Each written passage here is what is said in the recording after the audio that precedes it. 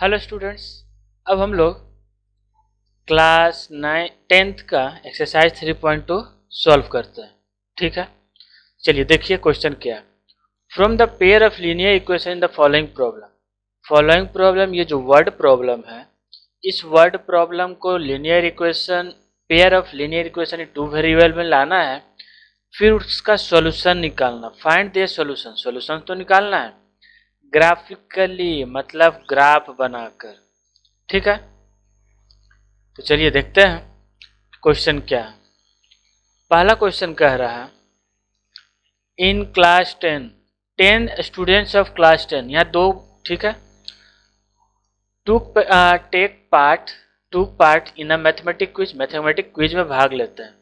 अगर number of girls की संख्या क्या है, 4 ज़्यादा है, 4 ज़्यादा +4, then the number of boy, तो यहाँ बॉय, जितना बॉय है उससे 4 ज़्यादा गर्ल्स है। Find the number of boys और girls who take part in the quiz, quiz में कितना बॉयज और गर्ल्स ले रहे हैं। पर ये तो एक ही क्वेश्चन टाइप का हुआ, दूसरा कहाँ है? दूसरा देखिए यहाँ पर कंफ्यूज करने के लिए क्या किया, 10 स्टूडेंट कह रहा है और क्लास 10th का, तो इसी में कंफ्यूजन होता है कि क्या है क्या नहीं। तो यहाँ पर गर्ल्स प्लस बॉय मिला के 10 स्टूडेंट्स है। ठीक है, तो चलिए हमारा काम यहाँ पर हो गया है। अब इसका इक्वेशन बनाते हैं, फिर सॉल्यूशन देखते हैं। तो लिखते हैं क्या, मान लेते हैं नंबर ऑफ गर्ल्स, क्योंकि मान लेते हैं simple, let number of girls be x और number of boys equal to y। पहला में अगर देखें वो गर्ल्स है x equal to y plus 4, इसको रीअरेंज करें तो x minus y equal to 4, यही ना। हाँ, अब दूसरा इक्वेशन क्या है, इसको पहला मान लेते हैं। दूसरा क्या है, गर्ल्स एंड बॉयज मिला के 10 गो है, गर्ल्स प्लस बॉयज मिला के 10, ये दूसरा इक्वेशन हो तो गया। अब मुझे ग्राफिकली सॉल्व करना है, ध्यान से समझिएगा। क्वेश्चन कहा ग्राफिकली सॉल्व करके सॉल्यूशन निकालना है, तो जब भी ग्राफिकली कहे तो ज़्यादा ना सोच के जो भी इक्वेशन है उसका अलग अलग इक्वेशन का अलग अलग सॉल्यूशन हम निकाल लेते हैं। ठीक है, तो देखते हैं x plus y equal to 10 है, तो सबसे पहली बात, कभी भी किसी का निकालना हो तो एक का 0 रख दीजिए, दूसरा का 10, कुछ ना कुछ आ जाएगा, ये ज़्यादा सिंपल तरीका है। ठीक है, या फिर दोनों का x और y दोनों का 5 रखिए तो भी चलेगा। उसी तरह जब दूसरे का निकालें तो दूसरे का हम लिखते हैं, सेम प्रोसेस इसमें भी। अगर x equal to y equal to 0 रखे तो x equal to 4, y equal to, अब x इक्वल टू 0 रखें देन y इक्वल टू -4। ठीक है, अब x equal to 2, y equal to 2 रखें तो भी ये हो जाएगा। Sorry, x equal to 2, y equal to -2 रखेंगे, तब ये कैसे आएगा ये आप खुद कर सकते हैं। चलिए अब हम ग्राफ देखते हैं इसका, हम इससे ज़्यादा ऊपर नीचे नहीं करेंगे। अब ग्राफ बनाना है, तो ग्राफ बनाने के लिए तो पहले 2 एक्सिस बना लेते हैं, फिर दूसरा एक्सिस। ठीक, अब इसके बाद अलग अलग पॉइंट नोट कर लेते हैं। ग्राफ बन गया, अब देखते हैं, पहले हम इसको लेते हैं, तो ग्राफ में पहले ही बता चुके हैं कि पहले x लेते हैं फिर y, x equal to 10, y equal to 0। जब एक कुछ वैल्यू होगा और दूसरा वैल्यू जब 0 होगा तो एक पॉइंट पर हम लोग हम वो किसी एक एक्सिस पर बनेगा, जिस एक्सिस पर बनेगा उस पर मार्क कर दें। ये पॉइंट है 10 0। अगला हम लोग इसको लेते हैं, क्योंकि यहाँ पर y, इसको हम इसलिए नहीं लिए क्योंकि y इक्वल टू 10 है, और यहाँ जो y 10 है ये ज़्यादा ऊपर जाएगा, थोड़ा सा गंदा लगेगा, इसलिए मैं छोड़ दिया हूँ। तो फिर हम इसको लेते हैं, ये 5 5 है, x भी 5 और y भी 5, इसी पॉइंट पे होगा, x भी 5 और y भी 5। चलिए, तो इसको हम लोग अगर एक लाइन से डिनोट करें, चलिए इसको हम मिलाते हैं, इसी तरह मिलेगा, जिस तरह मिलेगा उसको ऊपर नीचे हम लोग इसको एक्सटेंड कर देंगे। इसको भी हम ऊपर एक्सटेंड कर देते हैं, मान लेते हैं ऐसा। अब हम कलर चेंज करके दूसरा इक्वेशन का बनाते हैं। अब अगला इक्वेशन ये कह रहा है, देखिएगा 4 0 है, यही ना। ये 4 0 है, तो पहले x पर 4 लेंगे और y पर 0। जब भी बोले एक कुछ हो और दूसरा 0 हो तो वो उस एक्सिस पर बनेगा, इसके लिए ये हुआ। दूसरा -2, x equal to 2, y equal to -2। चलिए x इक्वल टू 2, ये रहा x इक्वल टू 2 और y इक्वल टू -2, ये है। अब इस दोनों पॉइंट को ज्वाइन कर देते हैं। हम दो ही क्यों ले रहे हैं? दो इसलिए ले रहे हैं क्योंकि हमारा जो भी स्ट्रेट लाइन है 2 पॉइंट से बन जाएगा। ठीक है, चलिए इस तरह ज्वाइन कर दिया। अब इसको बैकवर्ड में भी खींच देते हैं, कोई दिक्कत नहीं, पर बैकवर्ड में हमको खींचना नहीं है। नहीं खींच सकते, कोई दिक्कत नहीं है, पर यहाँ खींचेंगे नहीं। अब देखिएगा, जो चैप्टर हम लोग बना रहे हैं, linear pair of linear equation in 2 variable, मतलब 2 इक्वेशन एक साथ, जैसे यहाँ पर देख रहे हैं, यही ना है पहला, ये और ये। अब इसका सॉल्यूशन निकालना है, और वो जो सॉल्यूशन है ऐसा पॉइंट होना चाहिए जो दोनों के लिए सेटिस्फाइड हो, और जो दोनों के लिए सेटिस्फाइड हो उसमें हम जिस पॉइंट ऑफ इंटरसेक्शन या कॉमन पॉइंट है हम लोग वो देखेंगे। तो यहाँ पर कॉमन पॉइंट क्या है? 5 6 7, ये 7 है, ये 3 है, ये आया। तो पहले x लिखते हैं 7, फिर y,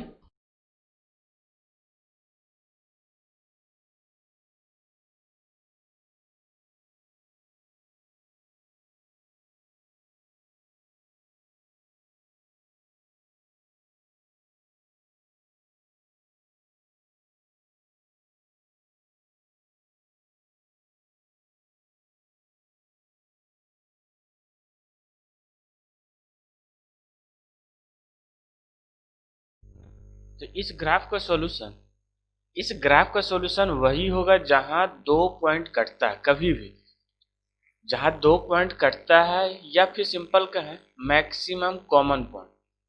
तो इस दो लाइन का मैक्सिमम कॉमन पॉइंट तो सिर्फ ये है, एक पॉइंट। तो हम इस पॉइंट का ग्राफ, इस पॉइंट का कोऑर्डिनेट लिखेंगे। तो इस पॉइंट कितना है? ये है 7, तो पहले x लिखते हैं, फिर उसके बाद y। तो इस पॉइंट का क्या है? y 3। तो इस ग्राफ का सॉल्यूशन क्या हुआ? 7, 3 is the solution of the equation. ठीक है, कोई प्रॉब्लम नहीं। चलिए नेक्स्ट क्वेश्चन में देखते हैं। अब क्वेश्चन 2 देखते हैं।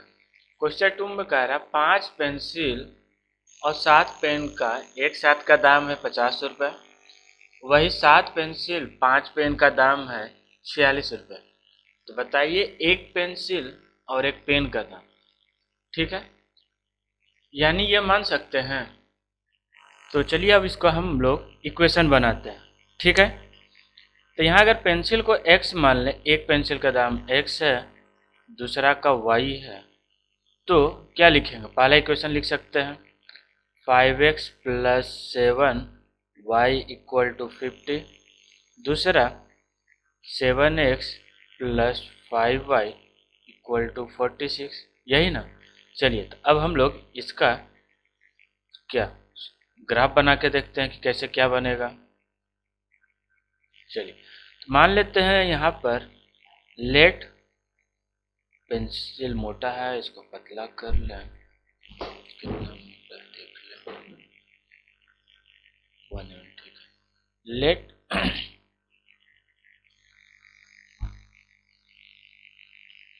let the cost of one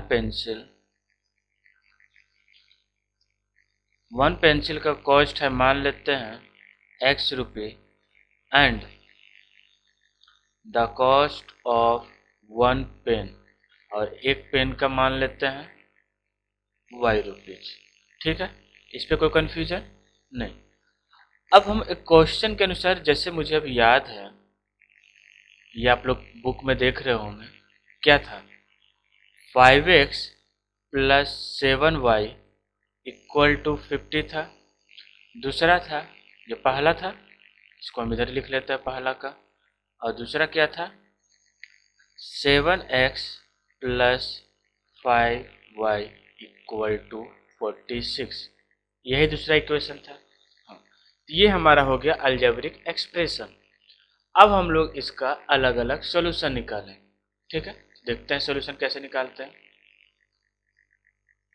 तो यहाँ पर इस दोनों में से किसी एक का वैल्यू पहले सिंगल ले आए, तो हम यहाँ पर 5x को ही रख लेते हैं। 5x इक्वल टू 50, इसका साइड चेंज होगा तो इधर आ जाएगा -7y डिवाइड, ठीक है। अब देन x इक्वल टू, इस दोनों के बीच में मल्टीप्लाई का रिलेशन है, तो अगर इस, ठीक है, तो हमें x को इक्वल करना है। जब x को इक्वल करेंगे तो इस जो भी रिलेशन है उसका दूसरे साइड चल जाएगा, और ये 5 का रिलेशन क्या है, मल्टीप्लाई का साइड चेंज होता है तो डिवाइड में, then 50 minus 7y upon 5। Okay, चलिए, तो इसका मैं अब अलग अलग सॉल्यूशन ट्राई करता हूँ। x y, चलिए देखते हैं कैसे बनता है। तो हम इसको वो करें, सॉल्यूशन निकालें। सॉल्यूशन निकालने के लिए पहले, सबसे पहले हम ये देखेंगे, यही बोले थे सिंपल तरीका, कि एक को जीरो ले लो। अगर एक को जीरो ले ले, अगर y जीरो होगा, क्या, अगर y जीरो होगा तो ये कहीं ना कहीं 10 आएगा। इसको सॉल्यूशन आप खुद देख लीजिए, बॉड मास रूल फॉलो करिए। चलिए एक बता देते हैं, उसके बाद बाकी आप लोग खुद बनाइए। 50 माइनस 7 इंटू 0 डिवाइडेड बाई 5, तो ये क्या हो गया, 50, 7 into 0 0, 7 minus 0 by 5। BODMAS rule follow कर रहा है, एक्स्ट्रा कुछ नहीं। पहले न्यूमरेटर को सॉल्व करो, फिर डिनोमिनेटर को, रिजल्ट आएगा 10। मैं उसी तरह लिखा, ठीक है, बस आपको यही चीज ध्यान देना है। अब अगला, अब यहाँ पर अब y इक्वल टू कुछ ऐसा लें, y इक्वल टू अगर 5 ले लेते हैं, 5 3 15, तो हो जाएगा 35, तो ये हो जाएगा 15 15 3। ठीक है, ये सॉल्यूशन इसका होगा। हम दो ही सॉल्यूशन लेते हैं क्योंकि इससे मेरा काम हो जा रहा है, इसलिए। लेने के लिए तो कुछ भी ले सकते हैं, पर हम दो ही ले रहे हैं क्योंकि स्ट्रेट लाइन बनाने के लिए मेनली दो ही की ज़रूरत होती है। चलिए अब दूसरा देखते हैं। अब दूसरा को भी अगर सॉल्व करें तो सिंपल है, 7x equal to 46 minus 5y, then x equal to 46 minus 5y divided by 7। ठीक है, तो चलिए, तो इसका सॉल्यूशन निकालने के लिए दो ही पर हम काम कर लें। अगर x इक्वल टू क्या हो, y इक्वल टू 0, तो y अगर इक्वल टू 0 हो, ये देखिएगा, तो क्या 7 के टेबल में 46 आता है, नहीं आता। तो इसी तरह हिट एंड ट्रायल मेथड करते हुए, तो y इक्वल टू अगर 5 पर जाए, तो y इक्वल टू 5 पर, तो 7 5 जा 35, 7 5 जा 35, तो ये हो गया 21, 7 3 जा 21, x इक्वल टू 3। ठीक है, अगला 5 के बाद पॉजिटिव में जाएंगे तो बढ़ते जा रहे, नेगेटिव में जाता है। 5 51 7 के टेबल में नहीं आएगा, तो हम यहाँ पर -2 ले लें। -2 हो जाएगा तो ये क्या हो जाएगा, 5 2 जा 10 56, 7 8 जा 56। चलिए ये हमारे दो सॉल्यूशन आए। अब ये दो सॉल्यूशन जो आया, अब इसका हम लोग ग्राफ बनाते हैं। देखिएगा ग्राफ के लिए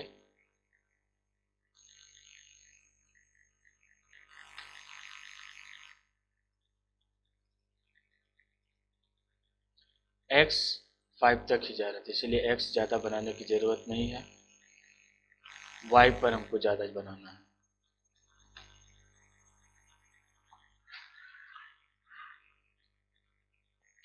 चलिए तो पहले इस इक्वेशन को रिप्रेजेंट करें। तो यहाँ पर ये तो जानते ही हैं, हमेशा पहले x को रिप्रेजेंट करते हैं फिर y को। x क्या है 10 और y 0। जब एक 0 हो तो वो किसी एक्सिस पर बनता है, ये तो पता है। दूसरा x equal to 3 y equal to 5, x equal to 3 y equal to 5 इस पॉइंट पे बन रहा है। यहाँ पर मार्क कर लें और इसको ब्लू कलर से जोड़ देते हैं।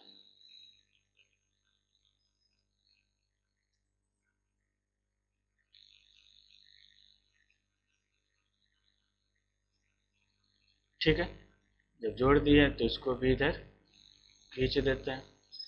अब दूसरा इसको रेड कलर से कर लेते हैं। x equal to 3 y equal to 5, दूसरा भी यहीं आया। और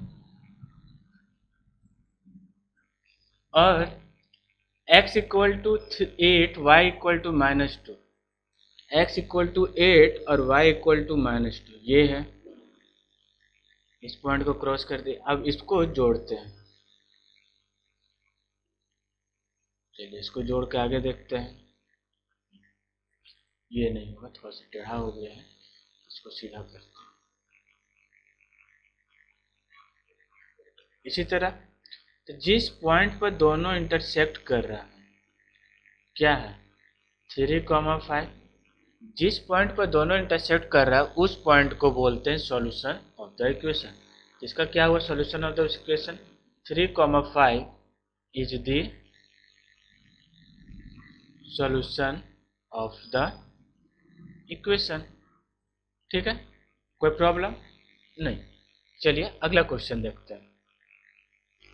तो अगला क्वेश्चन है क्वेश्चन नंबर 2, कंपेयर करना है क्या इस तरह के रेशियो को और फाइंड आउट करना, बताना है कि जो लाइन बनेगा वो इंटरसेक्टिंग है, पैरेलल है, पैरेलल कहें कौन साइड्स कहते हैं। ठीक है, किसी एक पॉइंट पर पैरेलल है, इंटरसेक्टिंग है, पैरेलल है कौन साइड। इंटरसेक्टिंग का मतलब दो लाइन कट करेगा एक दूसरे से, पैरेलल इस तरह, कौन साइड का मतलब एक लाइन के ऊपर ही दूसरा लाइन बनेगा। चलिए देखते हैं। ठीक है, तो इसमें करना क्या है, ज़्यादा कुछ नहीं। यहाँ पर जो भी दिया हुआ है हमें उसको एक स्टैंडर्ड फॉर्म में लिखना। किस स्टैंडर्ड फॉर्म में, जो पहले आप लोग को बता चुके हैं। तो एक बार फिर से यहाँ देख लेते हैं जल्दी से स्टैंडर्ड फॉर्म, ताकि बनाने में मदद मिले। देख लीजिए, तो स्टैंडर्ड फॉर्म कैसे लिखना है, थोड़ा सा छोटा कर लेते हैं, छोटा नहीं इसको, और लेफ्ट में। तो हमारा स्टैंडर्ड फॉर्म होना चाहिए a1 x plus b1 y plus c1 equal to 0। ठीक है, दूसरा का a2 x plus b2 y plus c2 equal to 0। समझिएगा, हमारा सारा चीज़ एक तरफ होना चाहिए, उसके बाद ही हम सबको कुछ कहेंगे। और उसमें भी a1 a2 b1 b2 किसको कहेंगे, x से रिलेटेड वाले को x a कहेंगे, y से रिलेटेड वाले को b, और जो सिर्फ कांस्टेंट है उसको c। पहला इक्वेशन है इसलिए 1 1, दूसरा इक्वेशन है इसलिए 2 2। ठीक है, तो इसमें a1 क्या है पहला देखते हैं। a1 equal to 5, B1 equal to -4 लिखेंगे और C1 इक्वल टू 8 लिखेंगे। कोई कन्फ्यूजन नहीं। उसी तरह दूसरा में A2 equal to 7, B1 B2 equal to y से रिलेटेड 6 और C3 इक्वल टू -9। यहाँ कह रहा इस रेशियो को कंपेयर करना है, तो सबका हम पहले अलग अलग A1/A2 लिखेंगे। तो A1/A2, A1 क्या है 5, A2 क्या है 7। B1/B2 सबको निकाल लेंगे पहले, -4/6 सिंपल फॉर्म में -2/3, 2 से कट जाएगा, ठीक है। और C1/C2, तो C1/C2 इक्वल टू 8/9। ये तो ये चीज हो गया जो हम वैल्यू पुटअप किए। अब यहाँ देखिएगा जो आप लोग को पहले एक बार ग्राफ में बता चुके हैं क्या,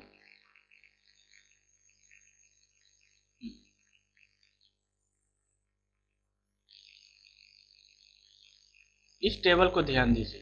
ये टेबल आपको पहले ही दिखा चुके हैं, जिसमें हम आप लोग को इस टेबल को बोले थे कि याद करने के लिए।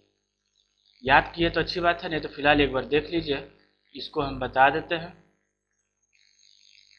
अब जो हमारा अलग अलग A1/A2 आया, B1/B2 आया, C1/C2, ठीक है। देखिए क्या वो A1/A2 इक्वल टू B1/B2 है कि नहीं। अगर नहीं है तो वो इंटरसेक्टिंग लाइन को रिप्रेजेंट करता है। अगर तीनों बराबर है तो कॉन्साइड्स लाइन को रिप्रेजेंट करता है। A1/A2 B1/B2 बराबर है पर C1/C2 बराबर नहीं है, तो ये पैरेलल लाइन को रिप्रेजेंट करता है, ठीक है। यही कंसेप्ट हम इस क्वेश्चन में भी लगाएंगे जो यहाँ पर हम आपको बनाते हुए दिखा रहे हैं। तो ये देखिए A1/A2 B1/B2 बराबर नहीं है। A1/A2 not equal to B1/B2। जब पहले ही इक्वल टू नहीं है तो ये किसको रिप्रेजेंट कर रहा है, इंटरसेक्टिंग लाइन, इंटरसेक्टिंग लाइन, यही ना, हाँ इसी को कर रहा है, ठीक है। चलिए यहाँ तक तो हो गया। सेम प्रोसेस से हम यहाँ पर अगला क्वेश्चन भी देखेंगे। तो क्वेश्चन नंबर 2 सारा इसी से रिलेटेड है, जो आपका उम्मीद करता हूँ कि बन जाएगा, ठीक है। चलिए अब अगला क्वेश्चन देखते हैं, क्वेश्चन नंबर 3। हम बस फॉर्मेट बता रहे हैं, बनाना आपको खुद है, समझा दे रहे कि कैसे क्या बनाना है। अब कह रहा है इसमें भी कि कंपेयर करना क्वेश्चन, ठीक है। कंपेयर करिए और बताइए कि कौन सा पेयर कंसिस्टेंट है और इनकंसिस्टेंट, ठीक है। तो कंसिस्टेंट किसको कहते हैं, अगर याद है तो सही है, अगर नहीं याद है तो एक बार बता देते हैं। कंसिस्टेंट का मतलब सॉल्यूशन जिसका हो, क्या सॉल्यूशन, चाहे एक सॉल्यूशन हो या मेनी हो। और इनकंसिस्टेंट नो सॉल्यूशन, जिसका कोई सॉल्यूशन नहीं है। तो सेम फॉर्मेट 3 में भी वही लगाएंगे। वन सॉल्यूशन का मतलब इंटरसेक्टिंग है। अगर पता चल गया कि इंटरसेक्टिंग है या कौन साइड्स है, कौन साइड्स, इंटरसेक्टिंग में क्या होता है A1/A2 not equal to B1/B2, अगर ये आ गया या कंसिस्टेंट यानी कि एक दूसरे पर आना, A1/A2 equal to B1/B2 equal to C1/C2, इस दोनों में कोई भी चीज आया उसका आंसर होगा कंसिस्टेंट। नो सॉल्यूशन किसका होता है, पैरेलल का। और पैरेलल का सॉल्यूशन क्या होता है, A1/A2 equal to B1/B2 not equal to C1/C2। अगर इस तरह का आ रहा है तो उसका क्या हो जाएगा, इनकंसिस्टेंट। मतलब क्वेश्चन नंबर 2, 3 सेम है, बस इंटरसेक्टिंग और पैरेलल पर ध्यान देना। इंटरसेक्टिंग कौन साइड्स है तो कंसिस्टेंट, पैरेलल है नॉन कंसिस्टेंट या इनकंसिस्टेंट। ठीक है, अब क्वेश्चन नंबर 4 पर देखते हैं। इसमें बता रहा है कि ग्राफ दिया हुआ है, which of the following pair of linear equation 2 are consistent and inconsistent. कौन सा कंसिस्टेंट है और कौन सा नहीं। अगर कंसिस्टेंट है यानी जिसका सॉल्यूशन निकल रहा है तो उसका ग्राफ बनाइए, यही ना। चलिए हम इसका देखते हैं। इसका भी सेम प्रोसेस, एक्स्ट्रा कुछ नहीं। तो क्वेश्चन नंबर 3 में जैसे हम लोग ने देखा था क्या कि A1 by A2 B1 by B2 B2 C1 by C2 के बीच में जो भी रिलेशन है इक्वल नॉट इक्वल, सेम चीज इस दोनों में वही अप्लाई करना। 5 कितना क्वेश्चन, 1 2 4 क्वेश्चन है, चारों में अप्लाई करना। जिसका कंसिस्टेंट आ जाए यानी कि इंटरसेक्टिंग या कॉन्साइड वाला। ठीक है, इंटरसेक्टिंग में क्या होता है, ये बस नॉट इक्वल टू 0, हम इसी दोनों को देखते हैं। और कॉन्साइड में क्या होता है, सब बराबर होता है। अगर कोई इस तरह का चीज आ जाए, समझिएगा, चीज इस तरह का आ जाए जिसका रिलेशन, हम उसी का ग्राफ बनाएंगे। चलिए देख लेते हैं। तो इसमें क्या कह रहा है,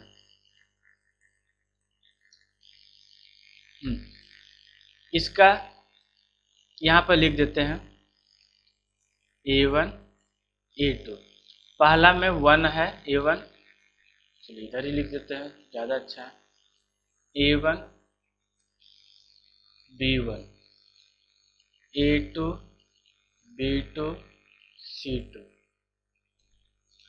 तो तब तो फिर मुझे इधर भी लिखना होगा A1 B1 C1, लिख लेते हैं इधर भी A1 B1 C1। पहला में A1 B1 C1 क्या है, पहला में क्या है, A1 1 है, B1 1 है, C1 -5। क्यों, समझिएगा, क्योंकि क्वेश्चन में लिखा हुआ है क्या, देखिएगा, x plus y equal to 5। और हमारा जो स्टैंडर्ड फॉर्म होता है A1x plus B1y plus C equal to 0, ये होता है। ठीक है, जब ये होता है तो यहाँ पर, तो इसको सारा चीज कहीं न कहीं हम सॉरी, तो ये एक तरफ लाना होगा, x plus y -5 equal to 0। तब हम लिखेंगे a equal to 1, B1 equal to 1, C1 equal to -5। Same process second में भी करेंगे, और फिर जब दोनों को देखेंगे तो कॉन्साइड करेगा। जब ये कॉन्साइड करेगा तो हम इसका ग्राफ बनाएंगे। चलिए एक क्वेश्चन हम इसमें से आप लोग को बता देते हैं ताकि कोई परेशानी ना हो। चलिए तो पहला वाला बता दें, इसमें 2 हो जाएगा, इसमें भी 2, और ये -10। A1 by A2, A1 by A2 क्या होगा, 1/2। B1 बाई B2 क्या होगा, 1/2। अब C1 बाई C2 क्या होगा, C1 by C2 equal to -5 by -10। Solve करेंगे, माइनस माइनस कट गया, 5 1 5 2, यानी C1 बाई C2 1/2। तीनों बराबर है। अब तीनों बराबर किसके लिए होता है, तीनों बराबर होता है हमारा कॉन्साइड्स के लिए। ठीक है, जब कॉन्साइड्स के लिए होता है तो जब उसके लिए ग्राफ बनाएंगे, ग्राफ तो बनाना आप लोग उम्मीद है कि आ गया होगा, फिर भी एक क्वेश्चन बता दे रहे हैं। तो यहाँ पर क्या था, पहला में x plus y equal to 5, तो इसको x, इसका सॉल्यूशन क्या होगा 1। तो यहाँ देखिएगा,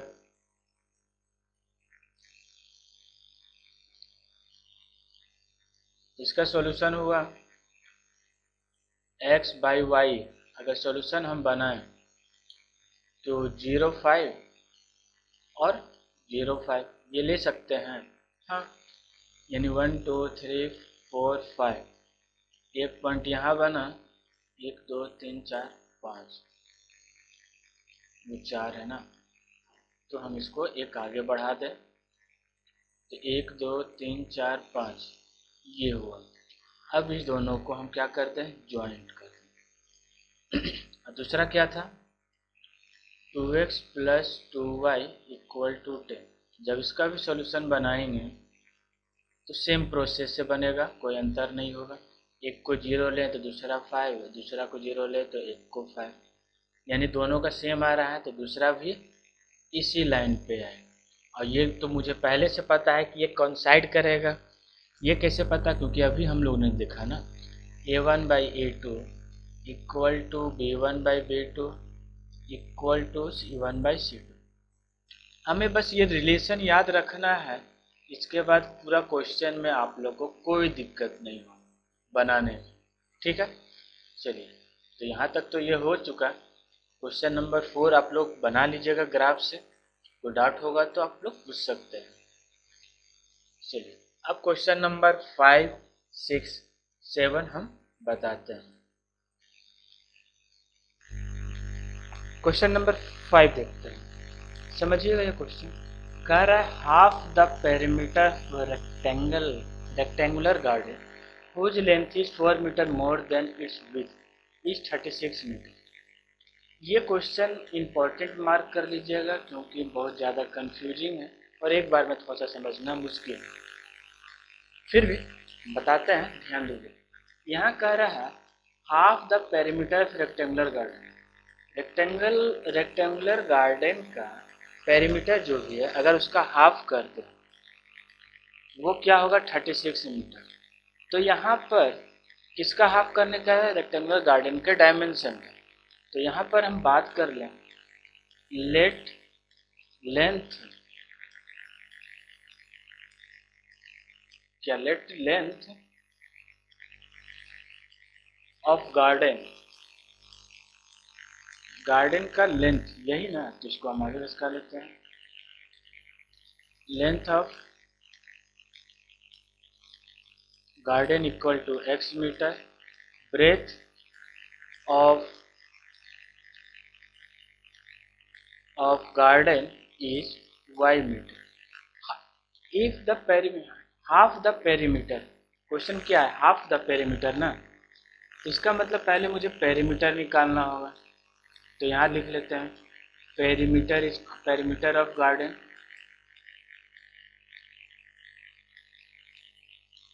गार्डन का पेरीमीटर क्या होता है, गार्डन यानी रेक्टेंगल, रेक्टेंगल का perimeter 2 into l plus b, इसको वैल्यू रखे तो 2 इंटू एक्स प्लस वाई।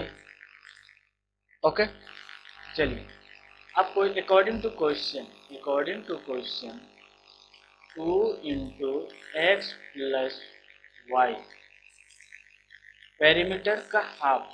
तो यहाँ पर ये ना लिखे, पहले ये लिखते हैं, हाफ द पेरीमीटर इज क्या है, 36 मीटर था ना, 36 मीटर।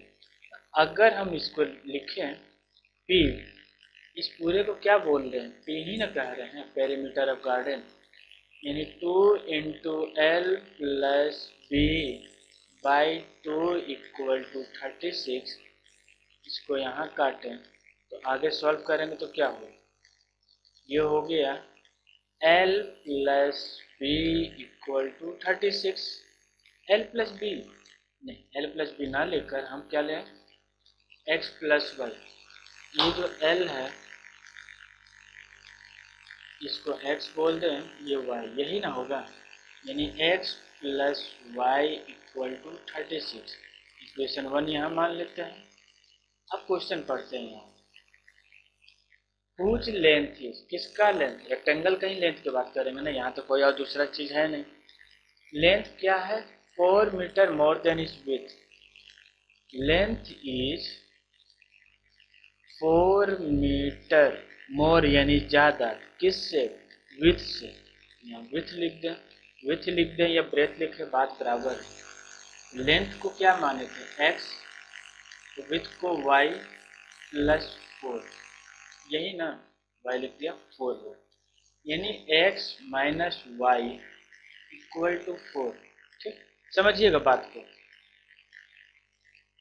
यहाँ जो कह रहा है क्या, इसको मार्क करना है तो कर लीजिएगा अच्छे से। Half the perimeter of rectangle of garden is 36 metre, इस तरह का लैंग्वेज है। और ये अलग है, whose length is 4 metre more than its width, ये वाला अलग है। अंडरलाइन वाला हमको एक सेंटेंस समझना है, और ये जो राउंड में दिया हूँ ये सेकंड सेंटेंस। ठीक है, फिलहाल तो इस चैप्टर में हम लोग क्या देख रहे हैं, हमको यहाँ पर बस इस चैप्टर में यही ना पता है।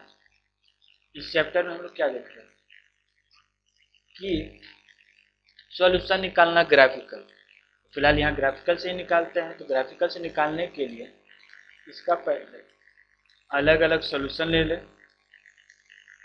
सॉल्यूशन लेने के लिए सबसे बेसिक फंडा यही बोले थे, एक को जीरो लो तो दूसरा जो भी होगा, x जीरो तो y माइनस 4। ठीक है, सेम प्रोसेस इसमें भी, पर अगर हम सेम प्रोसेस इसमें करें तो हमारा नंबर बहुत ज़्यादा हो जाए, इसलिए हम यहाँ पर कुछ छोटा छोटा लेंगे। जैसे छोटा में हम क्या लें, कोई नंबर बड़ा ले लें। अगर हम यहाँ पर लेना चाहें 10 16 हो जाएगा, क्योंकि दोनों का सम 36 होना चाहिए। अब इसमें 16 ले लो, इसमें 10 ले लो, बस कहानी ख़त्म। अब इसका हम लोग ग्राफ बनाएं। जब इसका ग्राफ बनाएंगे, चलिए देखते हैं ग्राफ। चलिए अब इसका सॉल्यूशन देखते हैं। x equal to 4, y equal to 0। पहले x लेंगे फिर y, यानी पहले 4 कॉमा 0, यही ना आया।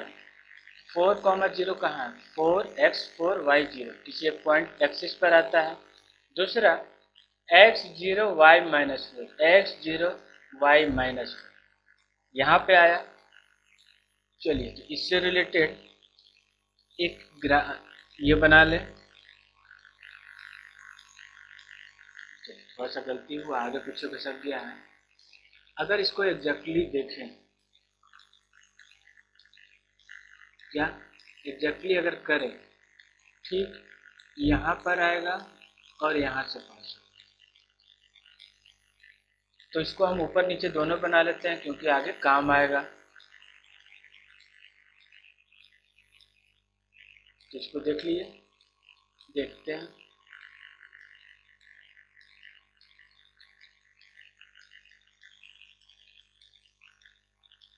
इस तरह करके हम इधर इसको बना लेते हैं। अब अगला काम बनाए, x इक्वल टू किसका, 10 16 16 10, x equal to 10 y equal to 16, यही ना है। x equal to 10 y equal to 16, और x equal to y equal to 10 x equal to 60, ये वाला पॉइंट। तो जिस पॉइंट पर मिलेगा, अगर इसको इस तरह जोड़ दो, किस पॉइंट पर मिल रहा है, x equal to 14 y equal to 2, यही चीज़ है। x इक्वल टू 14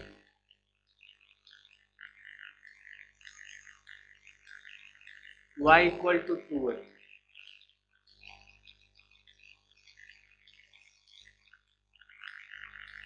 देखते हैं। तो ये मिस्टेक यहाँ पर हो गया, यहाँ पर ध्यान दीजिए। तो 16 नहीं होगा, यहाँ पर 26। जब इधर 26 होगा तो फिर हम लोग क्या करें, इधर और आगे बनाएंगे। इस तरह हम लोग इधर आगे खींच लेते हैं। अगर आगे खींच ले 20 16 80 20 22 24 26, ये पॉइंट आया। x equal to 10 y equal to 26, यही है। ठीक है, ये पॉइंट। अब अगला, अब हम इधर भी खींच लें, क्योंकि हमको दोनों चाहिए। तो जो चाहिए नहीं उसको हम इरेज कर देंगे। तो ये 26 है, तो इसको भी हम 26 तक ले जाएं। 16, 18, 20, 22, 24, 26। अब इसका 10 लें, यहाँ पर होगा ये वाला पॉइंट। और जब इस दोनों को हम लोग ज्वाइन करके कट करेंगे, इस तरह करके, इस तरह ये कहीं कट होगा, जहाँ पर कट होगा ये वाला चीज़ यहाँ पर है, ठीक है। ये जिस पॉइंट पर कट हो रहा दिखा देते हैं। चलिए देख लीजिए कि कौन किसको कट कर रहा है। पहले इसको डिलीट कर दें।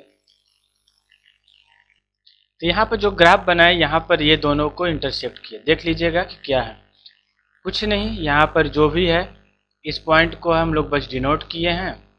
जो डिनोट पॉइंट हुआ यहाँ पर बस थोड़ा सा गलती था, वो 16 की जगह 26 होगा। मैं इसको डाल दिया, और जब इसको डाल दिया तो फिर जब मैं ग्राफ बनाया तो ये हुआ। तो जिस पॉइंट पर इंटरसेक्ट हुआ वो पॉइंट क्या है, सॉल्यूशन है। तो x, इस पॉइंट का x क्या है, इस पॉइंट का x 20 है और y क्या है 16, यानी 20 और 16 का कम्बिनेशन है। यानी दोनों में अगर हम लेंगे तो हमारा आंसर आएगा 20, 60, इसका सॉल्यूशन है। मतलब x क्या माने थे, लेंथ, तो लेंथ होगा 20 और ब्रेथ होगा 60, बस ये हमारा आंसर है। चलिए नेक्स्ट क्वेश्चन देखते हैं। क्वेश्चन देखते हैं, इसमें कह रहा है क्या, एक इक्वेशन दे दिया, यही दे दिया है। अब एक दूसरा इक्वेशन लिखना है जो इंटरसेक्टिंग है। तो इंटरसेक्टिंग का इक्वेशन लिखने के लिए तो रिलेशन क्या होता है, a1 by a2, a1 by a2 not equal to b1 by b2, यही ना होता है। तो हम लोग इसी फॉर्मेट पर अप्लाई करेंगे, यानी इक्वल रेशियो नहीं है। तो यहाँ पर क्या लिखेंगे, पहला के लिए देखिएगा, दूसरा जो इक्वेशन होगा तो हम लिख देते हैं 2x माइनस 3y प्लस 12। इधर कुछ भी लिख दो, हमको इससे मतलब नहीं है। हमको मतलब है बस इस दोनों का रेशियो सेम नहीं होना चाहिए। यहाँ 2/2 1 हो गया, कोई दिक्कत नहीं। और यहाँ पर प्लस में, यहाँ पर माइनस लिख दें, सेम एक होना नहीं चाहिए, बस ये हमारा हो गया। किसके लिए, इंटरसेक्टिंग के लिए। पैरेलल, पैरेलल में a1 by a2, b1 by b2, c1 by c2, यही ना। तो पैरेलल के लिए क्या हो जाएगा, कुछ नहीं, जो भी यहाँ लिखा हुआ है नंबर सबका डबल कर दो, डबल, ट्रिपल, हाफ, आपको जो इच्छा है करो, पर उसी रेशियो में। तो हम डबल करते हैं, 4x plus 6y minus 16 equal to 0। बस डबल कर दो हर चीज़ का, किसका, कांस्टेंट का, वेरिएबल का नहीं। कौन साइड्स, कौन साइड्स का मतलब, सॉरी पैरेलल है ना। यहाँ पैरेलल में क्या होता है, a1 by a2, b1 by b2 not equal to c1 by c2। तो यहाँ पर 16 के जगह पर आप कुछ भी लिख दो, बस कहानी खत्म। और जो मैं अभी बताया था वो इसी के लिए हो जाएगा, क्या, 4x plus 6y minus 16 equal to 0 हो गया। बस ये अलग अलग इक्वेशन है जिससे कि हमारा ज्योमेट्रिकल रिप्रेजेंटेशन से हम इसको कह सकते हैं कि पैरेलल है या नहीं। ओके, अब नेक्स्ट क्वेश्चन जाते हैं। ग्राफ बनाना इस दो इक्वेशन का। अब find the coordinate of the triangle, triangle का कोऑर्डिनेट निकालना जो एक्स एक्सिस को फॉर्म करेगा, टच करेगा। तो पहले दोनों का सॉल्यूशन निकाल लें। तो हम यहाँ पर डायरेक्ट क्या है, x minus y plus 1 equal to 0, यानी x minus y equal to minus 1। अगर हम इसका सॉल्यूशन निकालें, x इक्वल टू 0, अगर y इक्वल टू 0 तो then x equal to minus 1, y को x इक्वल टू 0 तो y इक्वल टू 1, ये हमारा पहला का हो जाएगा। दूसरा का 3x plus 2y minus 2l equal to 0। तो हमें एक्स वाई का सॉल्यूशन निकालना है, 3x equal to 12 minus 2y। ठीक, इसी तरह अगर इसका हम सॉल्यूशन निकालें तो पहले हम लोग y इक्वल टू अगर 0 ले लेते हैं, y 0 then x equal to 4। अगर x इक्वल टू 0 ले लें, x इक्वल टू 0 ले लें तो y इक्वल टू क्या होगा सोचिए, y इक्वल टू 6। बस यही चीज़। अब इसका क्वेश्चन में क्या कह रहा है, किसका कोऑर्डिनेट निकालना है, x एक्सिस पर का। और x एक्सिस पर का कोऑर्डिनेट में y हमेशा क्या होता है, y हमेशा 0 होता है। ठीक, तो यहाँ पर y को हम लोग 0 लेकर उसका कोऑर्डिनेट आराम से निकाल सकते हैं। इसका क्या हुआ, बस इसका क्या कर रहा है, y एक्सिस पर जो कर रहा है, और क्या कह रहा है, find the area of shaded region, shade the triangular region कर रहा है, शेड करने का, सिर्फ शेड। तो हमारा जो फिगर होगा वो कुछ इस टाइप का होगा। ये आप लोग खुद बनाइएगा, मैं यहाँ पे सिंपल अभी शॉर्ट फॉर्म में बता दे रहा हूँ। एक लाइन ऐसे जाएगा और दूसरा लाइन इस तरह जाएगा, ये हम शेडेड रीजन कर देंगे। और ये पॉइंट क्या होगा 4 0, कैसे, क्योंकि ये देख रहे हैं। दूसरा क्या होगा 0 6, ये पॉइंट होगा 0 6, ठीक है। और ये पॉइंट होगा -1 0, और ये पॉइंट होगा 1 0 0 1 होगा, सॉरी 0 फिर 1। बस, तो हमें ये जो पॉइंट जिस पर कट किया ये हो जाएगा 2 3। तो हमारा जो कोऑर्डिनेट निकलेगा, क्या कोऑर्डिनेट निकलेगा, वो ये होगा, ये होगा और ये होगा। बस इससे ज़्यादा इसका कोऑर्डिनेट नहीं होगा, शेडेड रीजन हो गया। ठीक, ये एक्सरसाइज कंप्लीट हुआ। चलिए नेक्स्ट लेक्चर में मिलते हैं, तब तक ऑल द बेस्ट, बाय।